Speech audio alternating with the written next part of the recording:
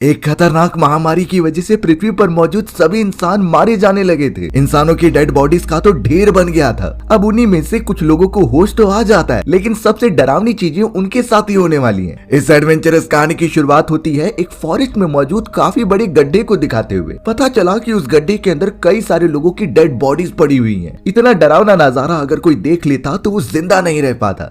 ऐसा लग रहा था कि हर एक लोगों को चुन चुन कर मार कर यहाँ फेंक दिया गया है। अब उन्हीं सारे डेड बॉडीज के ढेर में हमें एक आदमी दिखाया जाता है जिसे कि होश आ गया था। उसकी आंखें धीरे धीरे खुलती हैं और वो अपने आप को इस जगह पर पाता है। ताज्जुब की बात ये थी कि उस आदमी को कुछ भी याद नहीं आ रहा था कि वो कौन है और इस खतरनाक वाली जगह पर वो पहुंचा कैसे। यानी उसकी याददाश्त पूरी तरीके से चली गई है। अब बेचारा वो आदमी जो गड्ढे में फंसा हुआ था वो बाहर निकलने का ट्राई तो करता है, लेकिन वो गड्ढा काफी गहरा होता है और उस जगह से कोई रास्ता भी नहीं था। अपने चारों तरफ हर एक लोगों को मरा पड़ा हुआ देखकर वो और भी ज्यादा डरने लगा। पर तभी अचानक उसे गड्ढे के ऊपर से कोई तो दिखाई देता है जो लगातार उस आदमी के ऊपर नजर रख रहा था। वो आदमी मदद के लिए चिल्लाता भी है, लेकिन जो ऊपर की तरफ था वो पीछे हट गया। अब तो उस अनजान आदमी को लगने लगा कि वो कोई शिकारी है जो सभी लोगों को यहाँ लाकर मार देता है। उसकी भी हालत अब बाकियों जैसी होने वाली है। अब अचानक उस आदमी को नीचे पड़ी हुई एक गन दिखाई देती है जिसे कि वो उठा लेता है। उसने गन को अपने पास रख लिया ताकि मुसीबत में ये काम आ जाए। अब थोड़े ही देर में पता चला कि ऊपर की तरफ से एक रस्सी नीचे आई है। यानी जो भी गड्ढे की दूसरी तरफ था वो मदद करना चाहता है उस आदमी की, ताकि वो उस जगह से सही सलामत बाहर निकल जाए। वो अनजान आदमी अब रस्सी को पकड़ता है और धीरे धीरे ऊपर आ जाता है, लेकिन उसने देखा कि जिस इंसान ने उसकी मदद की थी और रस्सी फेंकी थी वो वहाँ से गायब हो चुका है। उस जगह पर फॉरेस्ट के सन्नाटे के अलावा कोई भी नहीं था। आदमी अपने हाथ में बंदूक लिए रहता है और चारों तरफ छानबीन करते हुए आगे बढ़ता है।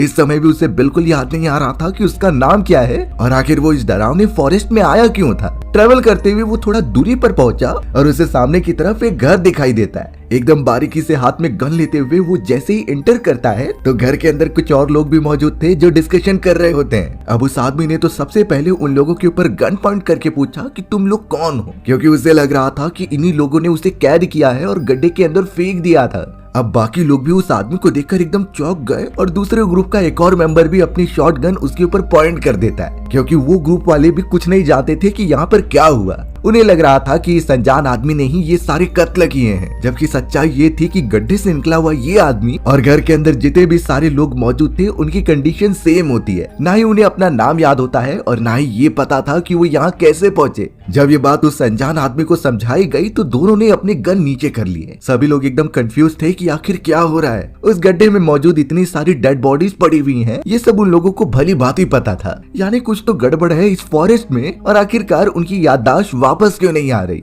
उस दूसरे ग्रुप वालों में से हमें एक लेडी दिखाई जाती है जिसके शॉर्ट हेयर थे। अब वो लड़की उन सभी को पेपर पे चाइनीज में कुछ लिखकर दिखाने की कोशिश कर रही होती है, लेकिन ऑब्वियस बात थी कि उन सारे लोगों को उसकी लैंग्वेज कुछ समझ नहीं आती और वो उसे एंटरटेन नहीं करते। ऐसा लग रहा था कि उस लेडी को कुछ इम्पोर्टेंट पता है जो वो उन सभी को बताना चाहती है। जल्द से जल्द अब सभी लोगों ने अपनी जेब चेक की और सारी चीजें अच्छे से डिटेलिंग की कि आखिर उनके पास कुछ इन्फॉर्मेशन तो नहीं है। पता चला कि उन लोगों के पॉकेट में उनकी आइडेंटिटी कार्ड है जिससे उन्हें अपने नामों के बारे में आइडिया लग जाता है। केवल वो अनजान आदमी जो अभी अभी गड्ढे से बाहर निकला था उसकी कोई आइडेंटिटी पता नहीं चलती। अब जब वो सारे लोग घर की तलाशी ले रहे होते हैं तो उन्हें एक ऐसा चैम्बर मिला जहाँ पर कई दिनों तक खाने पीने की सप्लाईज और खाने पीने की चीजें रखी गई हैं। यानी हो सकता है कि कोई पर्पसफुली यहाँ पर रख कर गया हो और उन्हें इसी घर के अंदर कैद करके रखना चाहता है। जब वो एक कैलेंडर पर देखते हैं तो कई सारी डेट्स पर उसे क्रॉस दिखाई दे रहा था और मंथ के 18 डेट पर सर्कल किया था, जो ऑब्वियसली कुछ ही दिनों बाद आने वाला होता है। अब वो सारे अनजान लोग ये भी सोचने लगे कि शायद 18 तारीख को कुछ होने वाला है। उन्हें अपनी प्रोटेक्शन के लिए सतर्क रहना होगा और जितने भी इक्विपमेंट्स उनके पास हैं उनका प्रॉपर यूज करें। हमें तो उस जगह पर माइक नाम का भी एक आदमी दिखाया गया जिसे गन चलाना बहुत अच्छे से आ रहा था। वो शायद अंदाजा लगाता है कि यहाँ आने से पहले जरूर वो कोई मिलिट्री या फिर सोल्जर का काम करता था। यानी उन लोगों को फिलहाल अपने बारे में कुछ नहीं पता होता, लेकिन उन लोगों के जो इंडिविजुअल स्किल्स होते हैं वो अभी भी उनके पास ही हैं। उन्हें सिर्फ अपने स्किल्स को पहचानने की देरी है। उन सभी को तो घर के अंदर एक ऐसी जगह भी मिल गई जहाँ कई सारे वेपन्स रखे गए थे। ये वेपन्स उनके काम आ सकते हैं प्रोटेक्शन के लिए, तो उन्होंने एक एक वेपन सभी में डिस्ट्रीब्यूट कर दिया ताकि वो अपनी सुरक्षा खुद कर सके। रात बहुत ज्यादा हो चुकी थी, लेकिन सभी के मन में होता है कि वो अपने सवालों का जवाब पता करे। इसीलिए वो अनजान आदमी उस दूसरे ग्रुप के एक लीडर जिसका नाम ल्यूकस होता है और उनके ही एक फीमेल साथी के साथ बाहर की तरफ चला गया था ताकि कुछ पता चल सके। उनके पास गन होती है, इसीलिए वो ज्यादा डर नहीं रहे थे। चारों तरफ अंधकार छाया था और और जंगली जानवर जैसे कि उन्हें देख रहे हो।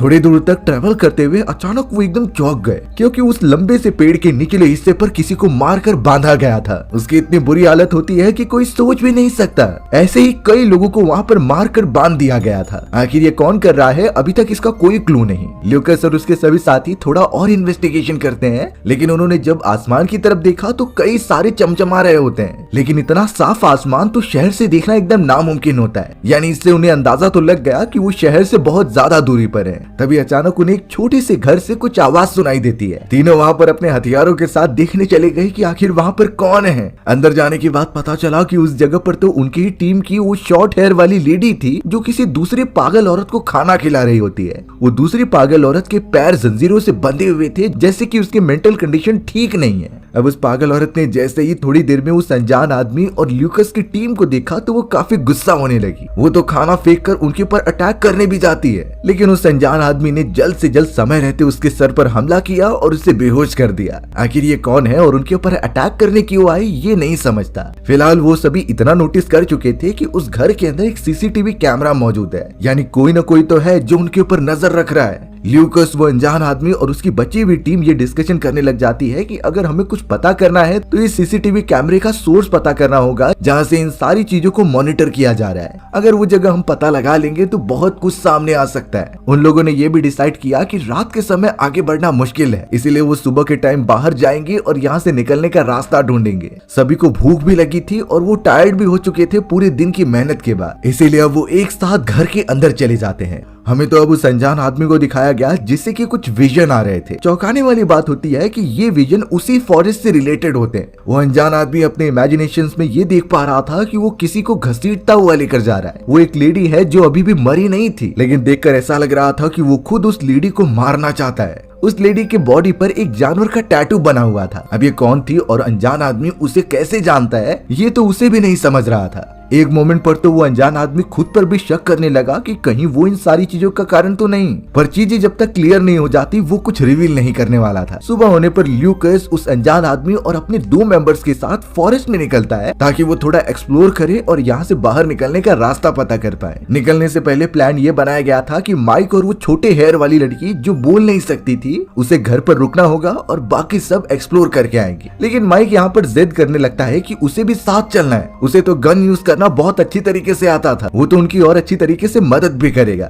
लेकिन ल्यूकस और बाकी लोग यही डिसाइड करते हैं कि कुछ लोगों को यहाँ पर रुकना होगा, इसीलिए अब बिना डिस्कशन किए वो सब आगे बढ़ जाते हैं और माइक और उस गूंगी लड़की को वहीं घर में रुकना पड़ता है। माइक बहुत ज्यादा फ्रस्ट्रेटेड था, उसे तो अपने स्किल्स दिखाने थे पर वो कुछ कर नहीं पा रहा था, जैसे कि वो कोई नौकर हो। अब यहाँ कुछ देर बीत जाते हैं और अचानक माइक को कुछ आवाज सुनाई दी। यह आवाज दूर कहीं से आ रही थी, इसीलिए माइक उसे देखना चाहता था। उस गूंगी लड़की ने उसे रोकने की भी कोशिश की कि ये बहुत ही खतरनाक हो सकता है, लेकिन माइक ने उसे अंदर बंद कर दिया और बाहर आने के लिए मना किया। माइक फिर उस आवाज के सोर्स के पास चला जाता है जो कि एक आदमी की थी और वो पूरी तरीके से नुकीले तारों के बीच में फंसा हुआ था। वो तड़प रहा होता है और मदद की भीख मांग रहा होता है। अब बेचारा माइक इस जाल को समझ नहीं पाया और धीरे धीरे उसे जाल से छुड़ाने के लिए आगे बढ़ा। अब माइक जब उस खतरनाक आदमी के एक पर्टिकुलर डिस्टेंस पर आ जाता है तो उसने माइक को पकड़ लिया और वो नुकीले तार को उसके गले पर बांधने लगा। माइक बेचारा तड़प रहा था और चिल्ला भी रहा था, पर ऑब्वियस बात है कि बाकी मेंबर्स तो दूर जा चुके हैं, वो उसकी आवाज सुन ही नहीं पा रहे थे। उस खतरनाक आदमी ने तार को एकदम खींचना स्टार्ट किया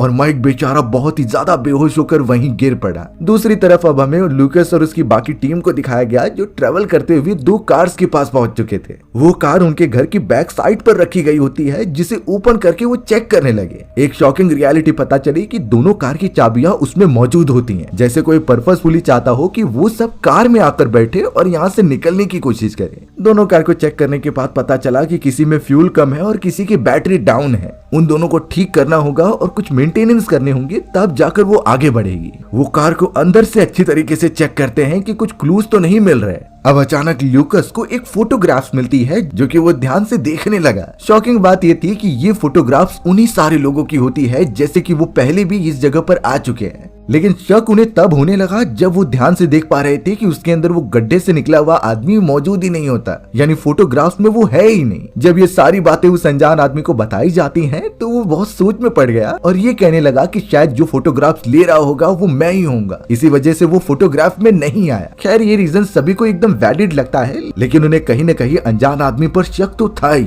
तुरंत ही उस जगह पर उन्हें जितने भी इक्विपमेंट्स मिले वो उसे अपने पास रख लेते हैं। अब उस अनजान आदमी पर और ज्यादा शक कर पाते इससे पहले वहाँ पर भागते हुए वो गूंगी औरत आ जाती है। उस औरत ने इशारा करते हुए बताया कि माइक बहुत ज्यादा खतरे में है, इसलिए टीम के सभी लोग वेपन लेकर वहाँ से भागते हुए सीधा उन फेंसिंग के पास पहुंचे जहाँ पर वो खतरनाक ज़ॉम्बी टाइप का आदमी मौजूद था। वो सभी जब वहाँ पहुंचे तो माइक बहुत ही ज्यादा घायल अवस्था में था। उसका इतना ज्यादा ब्लड निकल चुका होता है कि ठीक होना बहुत मुश्किल है, यानी उसका अंतिम समय ही चल रहा था। और जब तक सभी लोग उसे सांत्वना देने के लिए आते तो माइक उन्हें कुछ इशारा करने की कोशिश करता है, लेकिन तब तक उसका दम टूट गया और वो वहीं पर मर जाता है। बेचारे सभी लोग इस चीज को देखकर बहुत ही ज्यादा निराश हो गए थे, क्योंकि माइक भी उनका बहुत ही इम्पोर्टेंट मेंबर था। उसके पास तो कई सारे स्किल्स भी थे जो बेकार हो चुके हैं। अब जो खतरनाक आदमी उन फेंसिंग से बंधा हुआ था वो वापस से चिल्लाने लग जाता है। इसी चीज से परेशान होकर वो अनजान आदमी गन उठाता है और तुरंत ही उसे मार देता है। लेकिन अब ये उन सभी के लिए सिक्योरिटी रीजंस हैं कि उन्हें अपनी प्रोटेक्शन कैसे करनी है। अगर ऐसे खतरनाक लोग और मौजूद हैं तो वो उनके ऊपर भी अटैक कर सकते हैं। इसका अंदाजा उन्हें लगाना होगा और अपनी प्रोटेक्शन का इंतजाम करना होगा।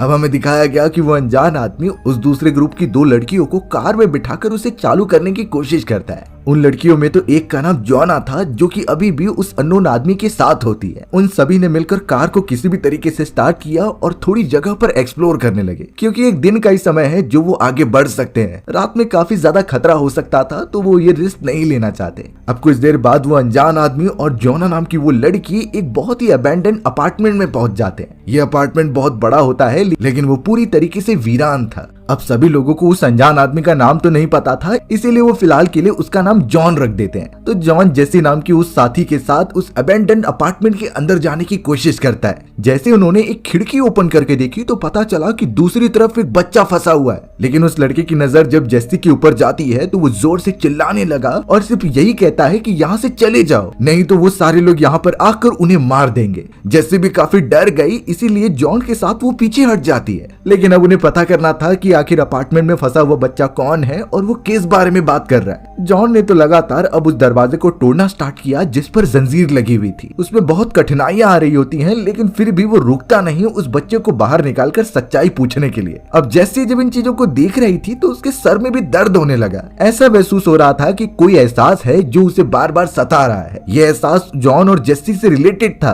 पर फिलहाल कुछ भी क्लैरिटी नहीं मिलती। वो दोनों तो एक दूसरे को अच्छी तरीके से कंफर्टेबल फील कराते हैं। अब घर की तरफ हमें पता चला कि ल्यूकस की तबीयत खराब होती चली जा रही है। उसने तो कुछ अजीब सा खा लिया था बेसमेंट में वो सारे फूड में से, और उससे बहुत ज्यादा पसीने छूट रहे होते हैं। जैसे वो शॉर्ट हेयर वाली लड़की ल्यूकस के पास आती है तो ल्यूकस बहुत ही एग्रेसिव हो गया। ल्यूकस जल्द से जल्द उसे पकड़ लेता है और चोट पहुंचाने की कोशिश करता है। शॉर्ट हेयर वाली लड़की वहां से भागते हुए दूसरी तरफ आ गई और बाकी लोग ल्यूकस को लिटाकर उसका ख्याल रखते हैं। इस समय तो वो शॉर्ट हेयर वाली लड़की काफी डर गई थी। उसने यही सोचा कि वो ल्यूकस से हमेशा दूर रहेगी। तभी नेथन नाम का एक और मेंबर उस शॉर्ट हेयर वाली लड़की के पास आता है और उससे पूछता है कि तुम क्या जानती हो, मुझे सब बताने की कोशिश करो। और तो और वो छोटे से शेड में मौजूद उस पागल लड़की के भी बारे में पूछ रहा था कि तुम उसे कैसे जानती हो। शॉर्ट हेयर वाली लड़की जो कि बोल नहीं सकती थी, वो नेथन को उस दूसरी औरत के पास लेकर जाती है जिसे पहले उन्होंने शेड में देखा था। फॉरेस्ट में इंटर करते ही पता चला कि वो पागल औरत वहाँ पर मौजूद नहीं है और नेथन को ये सारे जवाब चाहिए थे,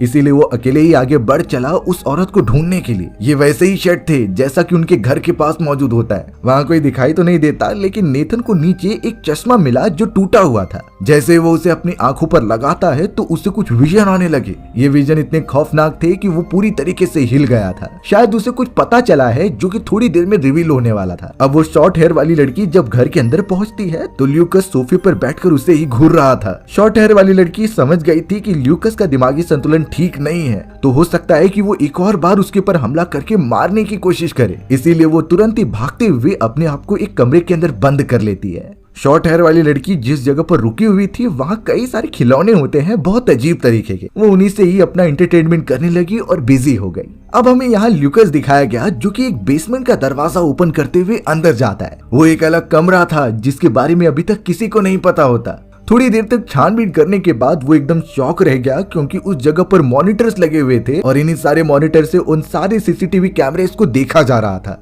यानी बाहर की तरफ जितने भी शेड्स और प्रिजन बनाए गए होते हैं वहीं पर सीसीटीवी कैमरा थे और इस बेसमेंट के यहाँ से उन्हें मॉनिटर किया जाता था। यानी ल्यूकस को वो जगह मिल चुकी है जिसकी तलाश वो शुरुआत से ही कर रहे थे। इसी जगह पर वो अनजान आदमी हो सकते हैं जिन्होंने उन्हें यहाँ पर कैद किया है। थोड़ी देर तक और ज्यादा सर्च करते ही उसे एक खुफिया दरवाजा मिला। वो उस दरवाजे के और अंदर चले जाता है तो पता चला कि वो तो एक लेबोरेटरी है जिसमें कई सारे इंसानों के दिमाग निकाल कर रखे गए हैं। वहाँ पर कुछ ऐसी भी चीजें थी जो ल्यूकस का पूरी तरीके से हाल बेहाल करके रख देती हैं। इंसानों के कटे हुए अंग और ऐसे भी एक्सपेरिमेंट की चीजें जो दिखाई नहीं जा सकती। थोड़ी देर तक वहां सर्च करने के बाद ल्यूकस को एक कैमरा मिलता है जिसे वो ओपन करके चेक करने लगा। उसमें वो साफ देख पा रहा था कि वहां पर जॉन है जो एक वैज्ञानिक था और वो कई लोगों पर एक्सपेरिमेंट कर रहा है। यहाँ तक कि वीडियो में ल्यूकस ने खुद को भी देखा कि जॉन उसके ऊपर कई सारे इंजेक्शन अप्लाई करके एक्सपेरिमेंट करता जा रहा है। यानी वो समझ चुका था कि इन चीजों के पीछे जॉन नाम का वही अनजान आदमी है। ल्यूकस को किसी भी हालत में बाकी मेंबर्स को ये सच्चाई बतानी थी, इसीलिए वो तुरंत बाहर निकलता हुआ सारी प्रूफ को जमा कर लेता है और जल्द से जल्द अपने बाकी टीम मेंबर्स के पास जाने लगता है। हमें तो अब यहाँ कार के अंदर जॉन और जेसी को दिखाया गया जो कि वापस लौट रहे थे अपने घर की तरफ। अब उन्हें भी नहीं समझा कि वो बच्चा कौन था और मिस्टीरियस चीजें जो उनके साथ हो रही हैं वो कोई ऑर्गेनाइजेशन कर रही है या फिर नेचर उनके साथ खिलवाड़ कर रही थी।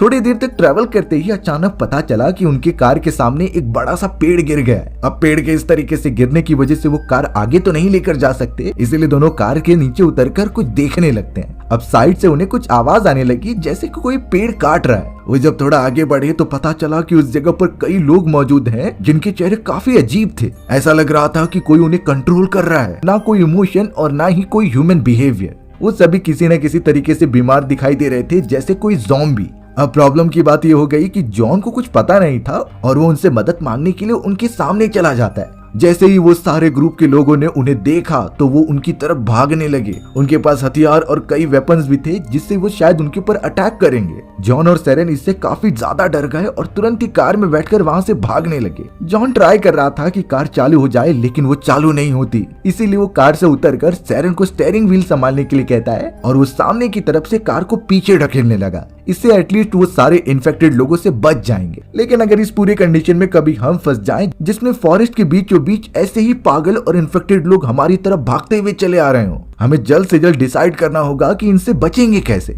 तो सिंपल चीज है, इसमें हम मिलिट्री सोल्जर्स द्वारा अप्लाई की गई टेक्निक्स को यूज कर सकते हैं। जैसे कि आप फॉरेस्ट में मौजूद हो और सामने की तरफ से कई पागल और इन्फेक्टेड लोग हथियार लेकर आपकी तरफ आ रहे हैं मारने के लिए, तो सबसे पहले ट्राई करना है कि उनसे काफी दूर जाने का। भागने का कोई रास्ता नहीं, क्योंकि एक टाइम के बाद आप थक ही जाओगे। तो सबसे अच्छी टेक्निक होती है कि आप पेड़ पर चढ़ के उस हरे भरे हिस्से पर चले जाओ जहाँ से कोई भी आपको देख नहीं पाएगा, और हमें वहाँ पर तब तक रहना है जब तक वो सभी लोग नीचे से चले नहीं जाते। बहुत सारे केसेस में देखा गया है कि इस तरीके के पागल और मेंटल लोग दिमाग से बहुत ही ज्यादा कमजोर होते हैं, तो हम उन्हें फिजिकली तो नहीं हरा सकते क्योंकि वो हमसे ज्यादा ही ताकतवर होंगे। इसीलिए उन्हें बेवकूफ बनाना बहुत आसान होगा, जो कि हम कर भी सकते हैं। अगर हम बहुत सारी झाड़ियों के बीच में सैबोटाज या फिर छुप भी जाएं, तो अगर जरा भी आवाज नहीं करेंगे फिर भी उन्हें पता नहीं चलेगा। या फिर तीसरा ऑप्शन होता है सांस रोककर समुद्र या फिर नदी में छुप जाना। आप अपने बॉडी पर कीचड़ और कई सारे पेड़ पत्ते भी लगा सकते हो, जो कि मिलिट्री सोल्जर्स ऐसे फॉरेस्ट वाले मिशन में बहुत बार यूज करते हैं। ये सारी चीजें अप्लाई करने पर उन लोगों से आराम से बचा जा सकता है। पर यहाँ जॉन और जेसी जैसे ही कार को पीछे ले रहे थे, तब अचानक एक मोमेंट ऐसा आता है जब सभी पागल लोग रुक गए थे, वो जरा भी आगे बढ़ नहीं रहे होते। अब ये क्यों हुआ? जब जॉन और जेसी ने चारों तरफ नजर घुमाई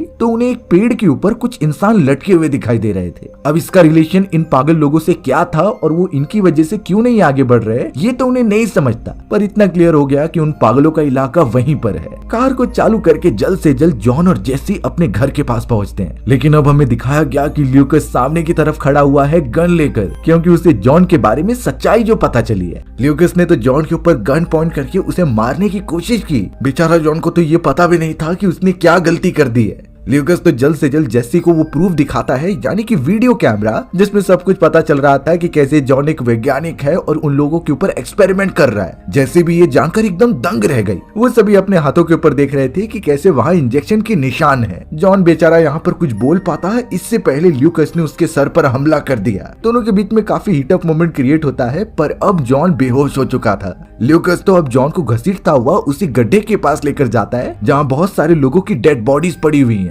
यानी ल्यूकस अब जॉन को उसी गड्ढे में वापस फेंकने का प्लान कर रहा है। थोड़ी देर बाद जॉन को जब होश आता है तो वो उससे रिक्वेस्ट करने लगा कि ये बहुत गलत हो रहा है, शायद उसे सच्चाई पता करके कुछ डिसीजन लेना चाहिए। पर ल्यूकस मानो एकदम आउट ऑफ कंट्रोल हो चुका था। उसने सीधा जॉन को उस गड्ढे में फेंक दिया, जिसके सर पर काफी चोट भी लगती है। लेकिन इसी चोट की वजह से उसे कई सारे विजन याद आने लगे थे। विजन के अंदर वो एक लेडी को बार बार देखता जा रहा था। अब जॉन जब गड्ढे के अंदर अपनी आंखें खोलता है तो सामने एक लेडी पड़ी हुई थी, जिसके बॉडी पर वही वाटर एनिमल का टैटू बना हुआ था। यानी ये वही लड़की है जिसे उसने अपने विजन में देखा है। अब ल्यूकस, जिसकी हालत पहले से खराब लग रही थी, वो सीधा ट्रेवल करते हुए घर में आया। जेसी और वो शॉर्ट हेयर वाली लड़की वहाँ पर मौजूद थी और उससे पूछते हैं कि नेथन कहाँ पर गया। लेकिन इन चीजों के बारे में ल्यूकस को नहीं पता होता। उसने सीधा कह दिया कि मैंने जॉन को गड्ढे में फेंक दिया है और उसे कुछ समय में मार दूंगा। जेसी तो ल्यूकस को इतना समझाती है कि जब तक सब क्लियरिटी न मिल जाए हम किसी के ऊपर भी उंगली नहीं उठा सकते। पर यहाँ ल्यूकस का बिहेवियर और ज्यादा बेकार होता हुआ दिखाई दे रहा था। ऐसा लगता है कि वो भी उन्हीं सारे अनजान लोगों की तरफ बनता जा रहा है और वो पागलों की तरह भी बिहेव कर रहा था।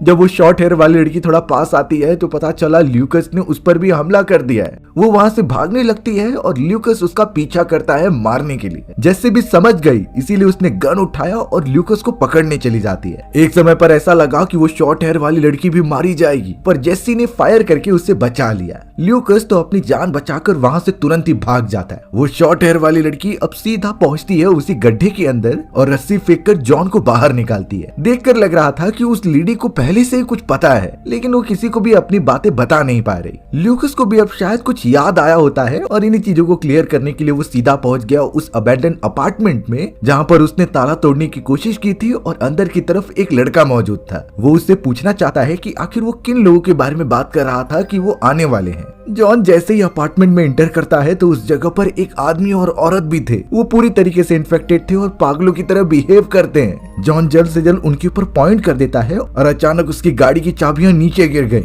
एक पागल औरत सीधा उस चाबी को उठाकर अपने मुंह में डाल देती है। अब जॉन के पास कोई और वे नहीं था, क्योंकि वो गाड़ी के बिना यहाँ से जा तो नहीं सकता, इसीलिए वो उसे शूट करके खत्म कर देता है। कैसे भी करके उसने अपनी चाबियां एक्वायर की और सीधा गाड़ी में बैठकर वहाँ से जाने लगा। अब बहुत रात हो चुकी थी, जिसमें सामने की तरफ वो देख पा रहा था कि वही लड़का अपने कुछ साथियों के साथ यहाँ से दूर जा रहा है। गाड़ी के अंदर उन्होंने कुछ फैमिली मेंबर्स को बंद करके रखा हुआ है, जिन्हें वो बाहर नहीं निकालना चाहते। जॉन जब पास में जाता है तो वो उसे भी गन पॉइंट करके वहाँ से निकल जाते हैं। यानी उनके भी कुछ मेंबर्स पूरी तरीके से इन्फेक्टेड होकर पागल हो गए थे। अब यहाँ जॉन जैसे ही उस कार के पास आकर कुछ बॉक्स को देखता है, तब जाकर उसे कुछ याद आने लगा। उसके अंदर बहुत सारे ट्यूब रखे गए थे, जिसमें किसी चीज का एंटीडोट होता है। इन चीजों के बाद पता नहीं कैसे जॉन के दिमाग में बहुत सारी यादें घूमने लगी और उसे थोड़ा थोड़ा कुछ याद आने लगता है। इसके बाद जॉन ये पूरी तरीके से समझ गया कि वो एक वैज्ञानिक था कुछ समय पहले, और इस फॉरेस्ट में जो भी लोग पूरी तरीके से इन्फेक्टेड हैं, वो एक महामारी के कारण हुए थे। एक ऐसी महामारी जो लोगों को पूरी तरीके से पागल बना देती और ज़ॉम्बी में कन्वर्ट करके एक दूसरे पर हमला कराती। और जॉन तो एक वैज्ञानिक था, जिसे काम दिया गया होता है कि वो इस जगह पर आकर इस बीमारी का एंटीडोट बनाए। शायद उसने वो दवाई बना भी ली होती है। उन चीजों के साथ उसे एक फॉर्म भी मिला जो मिलिट्री फोर्सेस का था, यानी मिलिट्री द्वारा ऑफिशियली जॉन को हायर किया गया होता है इस पर काम करने के लिए। और जितने भी लोग शहर में इन्फेक्टेड हुए थे, उन्हें यहाँ गड्ढे के अंदर फेंक दिया गया, ताकि जॉन अपनी उस पूरी टीम के साथ इन पर एक्सपेरिमेंट करके दवा बना सके। और जो 18 तारीख बताई गई थी, वो उतने दिनों का समय उन्हें दिया जाता है ताकि वो दवाई बनाए।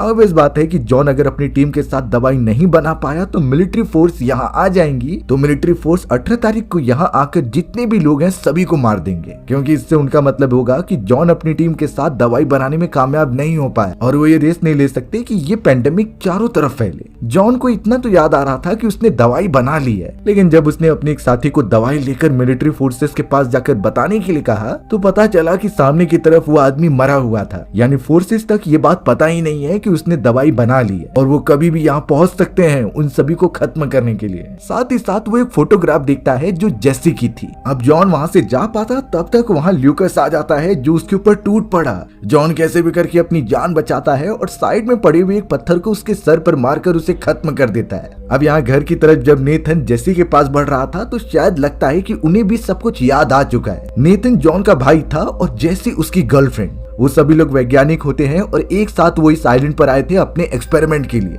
सब कुछ ठीक चल रहा था और उन्होंने वैक्सीनेशन अपने अपने बॉडी में भी इंजेक्ट कर ली होती है, लेकिन एक टेस्ट सब्जेक्ट जिसके ऊपर वो एक्सपेरिमेंट कर रहे थे वो आजाद हो गई और उन पर अटैक कर दी। जॉन को जानबूझकर उस औरत को मारना पड़ता है और उसे ही वो घसीट कर गड्ढे में लेकर गया। इसके ही विजन उससे आया करते थे, लेकिन उस समय गड्ढे के पास कुछ और लोगों ने जॉन पर अटैक करके उसे नीचे गिरा दिया था। दवाई का एक साइड इफेक्ट हुआ कि वो सभी अपनी याददाश्त भूल गए थे और सारी चीजें उसी जगह से स्टार्ट हुई थी। अब थोड़े ही देर में उन सभी को आवाज आने लग जाती है कि मिलिट्री फोर्सेस यहाँ पर पहुंच चुके हैं। इसीलिए जॉन जल्द से जल्द अपने घर की तरफ भागने लगता है, क्योंकि उसे पता था कि मिलिट्री फोर्सेस अब रुकने नहीं वाले, वो जिसे भी देखेंगे शूट कर देंगे। नेथन जब घर के बाहर गया ऑफिसर्स को समझाने के लिए तो उन्होंने उसे भी शूट कर दिया था। जॉन के सामने उसके भाई को मार दिया गया। जॉन अब अगले मोमेंट में तुरंत ही जेसी के पास आता है और उसे बिना आवाज किए वहां से लेकर जाने लगता है। उसके ऊपर तो एक पागल औरत ने हमला भी किया, जिसे जॉन शूट करके उस गड्ढे के पास लेकर गया। ऑफिसर को समझाने का कुछ फायदा नहीं था, इसीलिए वो दोनों उस पूरी डेड बॉडी के बीच में कूद जाते हैं। जैसे बहुत ज्यादा घायल थी, इसीलिए जॉन ने सबसे पहले उसे इंजेक्शन दिया और खुद के बॉडी में भी लगाया। देखकर लगता नहीं कि जेसी बच पाएगी, पर जॉन उसे दिलासा देता है कि एक बार सब ठीक हो जाए तो वो बाहर निकल जाएंगे। वो मरने का नाटक करते हैं और ऑफिसर जितने भी लोगों को मार रहे थे उन्हें गड्ढे में फेंक देते हैं। और जब कुछ समय बाद जॉन अपनी आंखें खोलता है तो वो अपनी गर्लफ्रेंड को मरा हुआ पा रहा था। यानी कहा जा सकता है कि वही सिचुएशन फिर से आ गई है। वैक्सीन के कारण वो सब कुछ भूल चुका है और उसे पीछे की कोई बात नहीं याद। थोड़ी ही देर में वही गूंगी लड़की जॉन को बाहर निकालती है और वो लोग इतने मरे हुए लोगों को एक साथ देख रहे थे। क्या पता ये पैंडेमिक खत्म होगा कि नहीं, लेकिन हमारी कहानी यहीं खत्म हो गई थी। सो व्यूअर्स, आपको मेरा नरेशन 1% भी अच्छा लगा होगा ना, तो वीडियो को लाइक एंड चैनल को सब्सक्राइब जरूर कर देना। मिलते हैं इसी तरीके की मजेदार वीडियोस में, तब तक के लिए बाय बाय।